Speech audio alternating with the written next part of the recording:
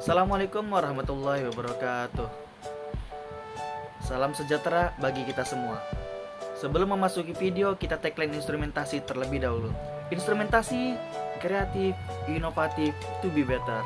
Baiklah, perkenalkan, nama saya Muhammad Fauzi dan biasa dipanggil Fauzi dengan NIM 3232201002 dengan judul PBL Sistem Kontrol Motor DC Pompa Hisap. Dan job desk saya sendiri ialah komunikasi antar ISP. Mari Berikut simak video adalah berikutnya. rangkaian elektrikal dari flow sensor ke ESP32, yang mana kabel merah itu untuk VCC atau 3 volt di ESP-nya, dan kabel hitam sendiri untuk GND, dan juga kabel kuning untuk pulsa atau datanya. Baiklah, di sini adalah codingan dari si transmitter atau dari si pengirim sendiri, yang mana dia akan mengirimkan data dan akan diterima oleh ESP juga. Maka di situ terjadilah antara hubungan komunikasi. Yang pertama yang kita masukkan ialah library dari si WiFi-nya sendiri. Karena jika library WiFi ini tidak dimasukkan, maka codingan WiFi di bawah tidak akan dapat dijalankan. Dan selanjutnya itu ialah library dari klien, yang mana si transmitter ini sendiri ialah klien dan si penerima itu atau si receiver itu ialah masternya sendiri. Dan selanjutnya kita menggunakan konsep server IP, yang mana server IP ini sendiri ialah server IP dari si penerima. Jadi yang bagi yang belum menemukan IP dari penerima ini, maka lebih baik dicari terlebih dahulu, karena jika ini dikosongkan, maka si transmitter atau si pengirim ini tidak akan tahu mau mengirim datanya itu kemana, maka tidak akan terjadinya itu namanya komunikasi. Dan selanjutnya ialah yang kita gunakan adalah server port 80, yang mana ini ialah port yang standar yang digunakan untuk protokol HTTP, yang digunakan untuk menerima permintaan dari klien dan mengirimkan respons yang sesuai. Dan di sini kita bisa lihat kita menggunakan define sensor 27, yang mana ini tuh mendefinisikan bahwasanya sensor yang kita gunakan itu ialah pinnya itu pin digital 27. Dan di sini kita menggunakan float waktu saat ini dan float waktu tertutup, yang mana digunakan untuk menyimpan waktu saat ini dan waktu terakhir sensor mendeteksi aliran tertutup dengan waktu milisekund. Dan interval ini sendiri digunakan untuk waktu untuk mengukur alirannya. Waktu mengukur alirannya dalam waktu milisekund.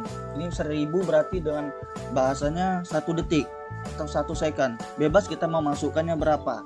Dan di sini volatile byte pulse count-nya ini sendiri ialah untuk menghitung jumlah pulsa yang terdeteksi dari sensor aliran. Jadi setiap kali alirannya lewat dari sensor, maka di sini akan menyimpan pulsanya. Dan byte pulse 1 sec ini sama dengan 0 digunakan untuk menyimpan jumlah pulsa dalam 1 detik. Jadi setiap 1 detik dia akan tersimpan.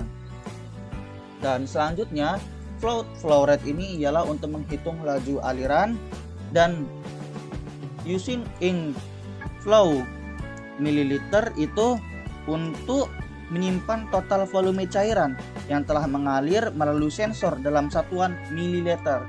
Dan using long total milliliters ini sendiri ialah untuk menyimpan total volume cairan secara keseluruhan dalam satuan mililiter. Kenapa dia menggunakan using long? Kenapa tidak menggunakan using in? Karena using long ini kapasitasnya itu lebih rentang, lebih besar daripada using in. Dan yang terakhir kita menggunakan float calibration factor. Calibration factor ini kita menggunakan 5,5 karena dari modul yang saya dapatkan itu menggunakan 5,5. Nah, selanjutnya di sini kita menggunakan float baca sensor aliran, yang mana fungsinya itu untuk membaca data dari sensor aliran. Nah, di sini kita menggunakan float karena data yang terbaca itu ialah akan tersimpan dalam bentuk desimal. Nah, selanjutnya itu ialah void IRAM ATTR. pulse counter, yang mana ini tuh ialah interrupt yang akan dipanggil dan fungsinya itu untuk menghitung pulsa dari aliran yang terdeteksi. Nah, di sini kita menggunakan pulse count yang mana akan dipanggil ketika terjadi interrupt pada pin sensor aliran dan fungsinya itu untuk menghitung jumlah pulsa aliran yang terdeteksi dari sensornya sendiri. Nah, selanjutnya di sini kita langsung masuk ke setup atau di sini ialah serial begin yang mana untuk memulai serial komunikasi Arduino ini sendiri. Dan Wi-Fi Manager WM, di sini kita menggunakan Wi-Fi untuk komunikasi dari si pengirim dan si penerima. Dan maksud dari Wi-Fi Manager WM ini ialah untuk digunakan mengelola konfigurasi koneksi Wi-Fi dan menggunakan inisialisasi objek WM karena akan menggunakan beberapa metode dari Wi-Fi Manager untuk mengonfigurasikan dan mengelola koneksi Wi-Fi pada perangkat Arduino dengan mudah. Dan di sini ada bool trace-nya sebagai variabel boolean. Variabel ini memungkinkan akan digunakan untuk menyimpan hasil pengaturan konfigurasi Wi-Fi. Dan selanjutnya di sini ialah WM Auto Connect Flowmeter dan Flowmeter ini. Dan di sini ialah SSID dari si Wi-Fi-nya. Jadi nanti setelah dijalankan maka kita akan mencari yang nama itu ID-nya itu Flowmeter dan ini ialah password dari Wi-Fi itu sendiri. Nah, jika sudah, selanjutnya itu kita menggunakan if rest.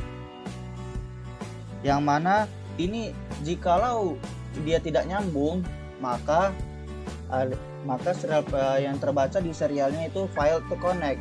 Dan jikalau dia nyambung, berarti dia tuh akan terbaca di dalam serial tuh ialah connect. Dia akan membaca if rest, dia akan membaca dari sini. Nah, selanjutnya kita menggunakan pin mode sensor input, yang mana karena sensor kita ini sendiri kita akan memasukkan datanya, jadi kita menggunakan input. Dan di sini ialah interrupt-nya.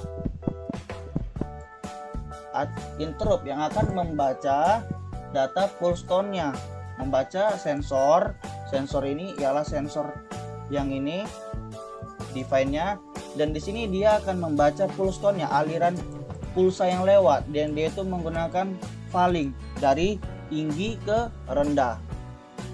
Nah, selanjutnya itu ialah pulse count, flow rate 00, flow mililiter 0, total mililiter 0, waktu tertutup 0. Di sini akan memulainya itu dari angka 0 semua. Baiklah, sekarang kita sudah memasuki tahap void loop, yang mana void loop ini ialah artinya berulang kali.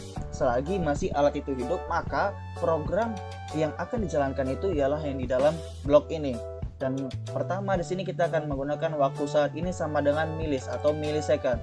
Dan if waktu saat ini dikurangi waktu tertutup lebih besar pada interval ini, maksudnya itu untuk memeriksa apakah telah melewati waktu interval, dan jikalau iya maka blok yang di dalam sini akan terjalankan. Nah, pulse 1 second sama dengan pulse count ini ialah untuk menghitung jumlah pulsa dari sensor aliran dalam 1 detik. Pulse count sama dengan 0 ini ialah kita dapat memulai menghitung ulang pada pulsa untuk periode selanjutnya, karena ini ialah void loop, dia akan berjalan berulang-ulang kali. Maka di sini kita harus menggunakan pulse count sama dengan 0, yang mana kita tuh dapat memulai menghitung ulang pulsa untuk periode selanjutnya. Dan di sini flow rate ini ialah rumus untuk menghitung aliran rata-rata yang lewat.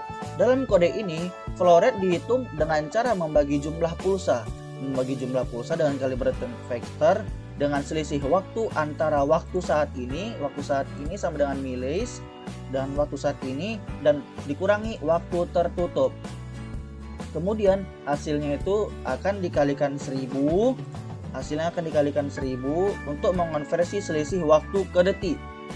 Dan selanjutnya dibagi dengan calibration factor. Nah, calibration factor ini sendiri ialah konstanta sensor aliran yang ada di atas yang sudah kita masukkan. Nih, konstanta aliran atau konstanta sensor yang sudah saya dapatkan dari modul itu sendiri. Nah, selanjutnya waktu tertutup sama dengan milis juga. Nah, dan berikutnya flow mililiter ini ialah rumus untuk mencari berapa mililiter di dalam aliran yang terlewati. Dan total mililiter ini ialah rumus untuk mencari berapa total aliran yang telah terlewati dalam satuan mililiter. Nah, selanjutnya serial print flow rate ini ialah yang akan muncul di dalam serial monitor kita. Nah, serial printnya ini kita bentuk dalam integer. Nah, setelah itu serial print line ini untuk membaca liternya itu liter per menit. Setelah itu dikebawahkan.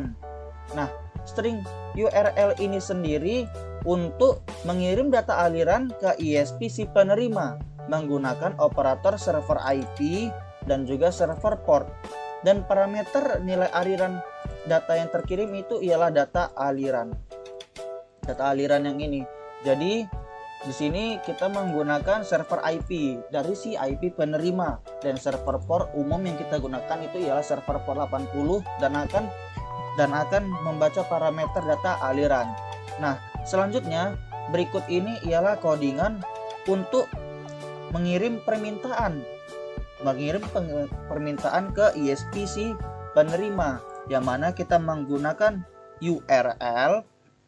Kita menggunakan URL ini untuk menginisialisasi permintaan ke ISP penerima, sehingga kita yang sudah digunakan tadi menggunakan server IP dan juga server port yang sudah kita gunakan. Nah, di sini jikalau dia terjalankan, maka data aliran data akan terkirim, dan jikalau dia tidak menerima dari respon si penerima ini, maka aliran yang terlewati itu akan gagal. Dan HTTPN ini sendiri ialah untuk mengakhiri koneksi HTTP setelah pengiriman data selesai. Jadi setelah pengiriman data selesai itu atau setelah mati, maka koneksi HTTP-nya itu akan mati. Nah, jadi berikut ini adalah codingan dari si pengirim yang akan mengirimkan data aliran ke si penerima. Nah, setelah ini kita akan membahas untuk si codingan penerima sehingga dapat terjadinya yaitu komunikasi antar ISP menggunakan WiFi. Nah, di program kali ini saya akan menjelaskan codingan dari si penerima sehingga si pengirim dan si penerima akan dapat berkomunikasi. Nah, yang pertama itu kita harus memasukkan itu yang namanya itu library-nya. Dan library yang ini untuk WiFi dan yang HTTP client ini untuk memungkinkan membuat permintaan dari server dan memproses responnya. Dan yang kalau WiFi client H ini untuk menyediakan kelas WiFi client untuk mengelola koneksi WiFi ke server. Nah, yang ini untuk memungkinkan ISP 8266 untuk berperan sebagai server web dan menangani permintaan HTTP dari klien. Oke, lanjut.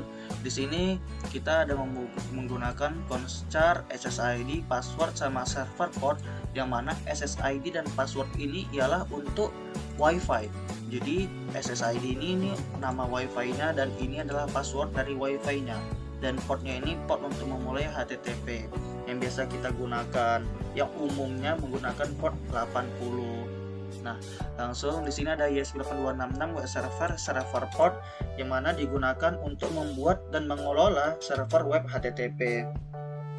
Dan server portnya ini mungkin merupakan nomor port yang akan digunakan oleh server web. Yang kita gunakan ialah server port 80.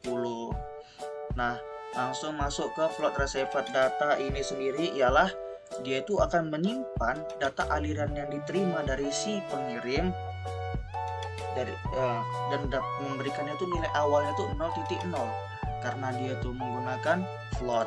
Langsung masuk ke void handle data aliran. Di sini tuh fungsinya tuh dia akan menjalankan ketika ada permintaan untuk menghandle data aliran, yang mana if server has nilai ini untuk mengasumsikan bahwa server telah mengirimkan data ke perangkat ini atau ke ISP ini, dan data tersebut diakses dan menggunakan nama variabel nilai. Nah, menggunakan nama variabel nilai. Nah, jikalau benar, maka si data ini akan diterima dan mengubahnya menjadi ke data float. Dan siap itu dia akan mengeprintkannya dalam serial monitor kita, data aliran yang diterima, dan akan membacanya itu dari si receiver data yang ini. Nah, langsung kita masuk ke void setup.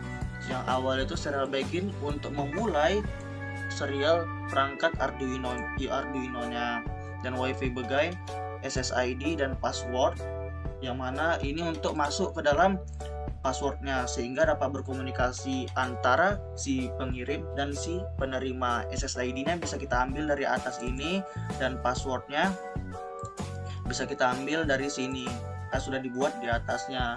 Dan jikalau dia belum terhubung, maka dia akan menjalankan ini terus. Dan jika dia sudah, langsung menjalankan ini. Server connect to WiFi. Nah, lanjut ke server on data aliran, handle data aliran, yang mana ini tuh digunakan untuk menyatakan bahwa jika ada permintaan dengan jalur data aliran, maka fungsinya itu handle data aliran yang ini tuh akan membaca.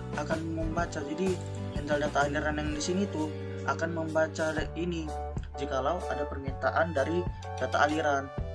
Nah, server tuh akan memulai, dan juga server serial print learn ini untuk mencetak pesan server started untuk membaca server itu telah dimulai.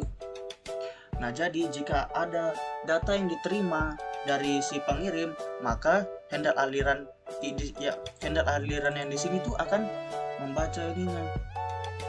Jadi nanti dia tuh akan menerima di sini, dan langsung di sini kita masuk ke void loop, yang mana di sini tuh ada isinya itu server handle client.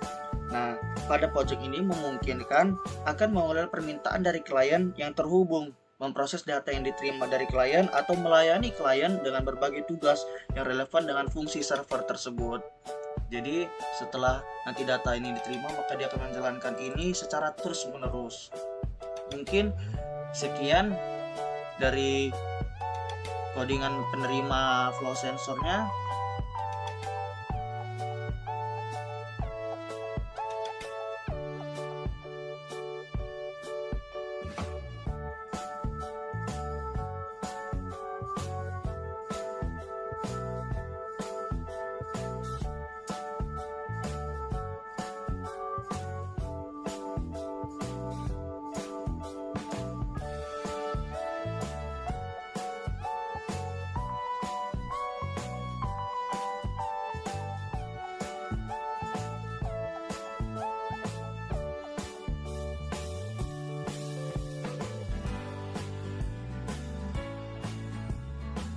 Baiklah, terima kasih yang sudah menonton video saya. Kurang lebihnya mohon maaf.